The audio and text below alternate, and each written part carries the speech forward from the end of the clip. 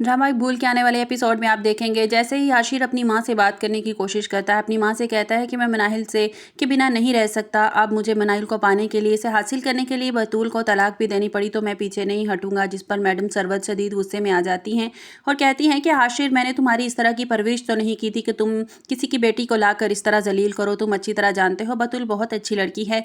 बतूल जैसी लड़की किस्मत वालों को मिलती है। अगर तुमने बतूल को ठुकरा दिया ना तो तुम सारी जिंदगी पछताओगे। मैं समझती थी कि तुम सिर्फ मुझसे बात करने आए हो, मुझे मनाना चाहते हो, लेकिन तुम्हारी हाँ या ना की कोई अहमियत ही नहीं है। अगर मैं इनकार भी कर दूंगी तो तब भी तुम मनाइल से शादी कर लोगे।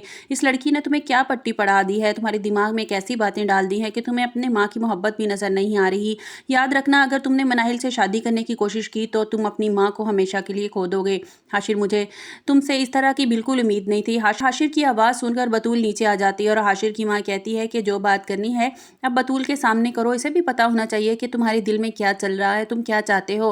हाशिर कहता है कि मैं किसी लड़की को पसंद करता हूँ और मैं इससे शादी करना चाहता हूँ और शादी से पहले मैं इसे पसंद करता था, लेकिन मेरी इससे शादी नहीं हो सकी। अब वो मेरी ज़िंदगी में वापस आ चुकी है और मैं इससे शादी करना चाहता हूँ। मैं अच्छी तरह जानता हूँ कि तुम मेरे साथ खुश नहीं हो। मेरी तरफ से तुम आज़ाद हो, तुम चाहो तो साहिल के पास जा सकती हो। जिस पर बतूल रोना शुरू कर देती है और कहती है ऐसा कुछ नहीं है हाशिर, अगर तुम मुझे पसंद करती हो या तुम्हारे दिल में मेरे लिए मोहब्बत है तो खामोश क्यों हो, बोल क्यों नहीं रही। तो तुम मुझसे और मनाहिल को एक साथ तुमने देख लिया था। जिस पर बतूल कहती है मैं हमारा रिश्ता बचाना चाहती हूँ, आपको खोना नहीं चाहती, इसलिए मैंने कोई बात नहीं की। मैं डर गई थी हाशिर, मैं आपको खोने से डरती हूँ और मैं आपको कैसे यकीन दिलाऊं कि साहिल की मेरी ज़िंदगी में अब कोई जगह नहीं है। जिस पर हाशिर कहता है मैंने आप लोगों को जो बताना था मैं बता चुका हूँ, मैं मनाहिल से शादी करूँगा। बतूल, अगर तुमने मुझे रोकने की कोशिश की या मना करने की कोशिश की तो मैं तुम्हें तलाक दे दूंगा। जिस पर हाशिर की माँ गुस्से से हाशिर के मुंह पर जोरदार थप्पड़ रसीद करती है और कहती है आज के बाद अगर तुमने इस तरह की बात की ना तो मैं भूल जाऊंगी कि तुम मेरे बेटे हो। हाशिर कहता है कि माँ, आपको क्यों मेरी पसंद नहीं नजर आ रही, मनाहिल के बिना मैं नहीं जी सकता। हाशिर कहता है कि सब कुछ आप इस लड़की की वजह से कर रही हैं ना, मैं इसको छोड़ दूंगा, वैसे भी हम दोनों के बीच कुछ नहीं है, मैं इसको अपनी बीवी नहीं मानता, ये जबरदस्ती मुझ पर थोपी गई है।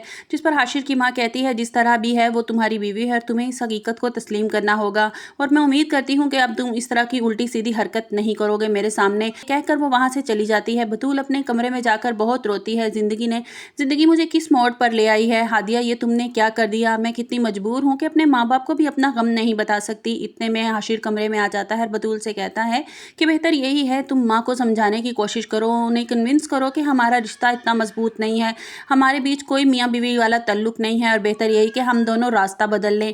ये कहकर हाशिर कमरे से चला जाता है और वो मनाहिल से मिलने के लिए जाता है और मनाहिल को बताता है कि हमारी मेरी माँ शादी के लिए रजामंद नहीं है। जिस पर मनाहिल कहती है कुछ भी करके तुम्हें अपनी माँ को राजी करना होगा। जिस पर हाशिर कहता है कि मेरी माँ को सिर्फ बतूल नजर आ रही है, वो नहीं चाहती कि बतूल को मेरी वजह से कोई दुख कोई तकलीफ हो। मनाहिल कहती है उन्हें साफ साफ बता दो कि तुम्हें बतूल पसंद नहीं है, ये देख लेना कि हाशिर कहीं तुम बदल ना जाना, मुझे छोड़ ना देना। जिस पर हाशिर मनाहिल का हाथ थामते हुए कहता है कि मनाहिल ऐसा हरगिज नहीं होगा, मैं तुमसे शादी कर हर हाल में करूंगा, मैं तुम्हें किसी मर्द के लिए नहीं छोड़ सकता और मैं तुम्हें हर हाल में अपना लूंगा, तुम परेशान ना हो, मैं बतूल को तलाक देकर तुमसे शादी कर लूंगा। हादिया को रास्ते में साहिल मिल जाता है। साहिल से पूछती है कि अम्मी अबू कैसे हैं, तो साहिल बताता है ना वो मर रहे हैं ना जी रहे हैं, एक तरफ तुम्हारा गम है और दूसरी तरफ बतूल के घर की फिक्र है और किसी तरह बतूल का घर बच जाए। हादिया, तुमने सब कुछ बर्बाद कर दिया। जिस पर हादिया कहती है मैं जानती हूँ मैं चाहकर भी अपनी गलतियों का अजाला नहीं कर सकती, हाँ लेकिन मैं अपनी तरफ से पूरी कोशिश कर रही हूँ कि मेरी वजह से बतूल की जिंदगी में कोई मसला खराब ना हो, कोई गड़बड़ ना हो। हादिया बताती है हाशिर और इसकी माँ काशान के घर आए थे और इसकी माँ ने बात करके काशान की माँ को मुतमईन किया, तसल्ली देने की कोशिश की। बतूल पहले से ही हाशिर को ही पसंद करती थी, मेरा नहीं ख्याल के हाशिर का दिल अभी साफ हुआ होगा। इतने में वहाँ काशान आ जाता है। काशान कहता है कि हादिया, तुमने नया शिकार इतनी जल्दी फंसा ही लिया, बातें हो रही थी तो क्या साहिल से प्यार की बातें कर रही हो, तुम फंसाना चाहती थी। जिस पर हादिया गुस्से में शर्म आनी चाहिए ऐसी बात करते हुए, तुमने सोच भी कैसे लिया। काशान कहता है क्या बातें हो रही थी, गुजरे वक्त का मातम कर रहे थे। मनाहिल घर आ जाती है और अपने वालिद इससे पूछता है क्या हाशिर की मां शादी के लिए तैयार हो गई है। जिस पर मनाहिल कहती है हाशिर जल्द ही उन्हें मना लेगा शादी के लिए। जिस पर मनाहिल का वालिद कहता है तुम्हें कुछ भी करके हाशिर से शादी करनी है क्योंकि तुम्हें हाशिर से अच्छा लड़का और नहीं मिल सकता। जिस पर मनाहिल कहती है मैं अच्छी तरह जानती हूँ, इसलिए मैं हाशिर को छोड़ने वाली नहीं हूँ, पूरी तरह से अपने जाल में फंसा लिया है और वो जल्द ही बतूल को तलाक देकर मुझसे शादी कर लेगा। आपको मेरी वीडियो कैसी लगी कमेंट्स बॉक्स में अपनी राय का इजहार कीजिएगा और लाइक और सब्सक्राइब कीजिएगा।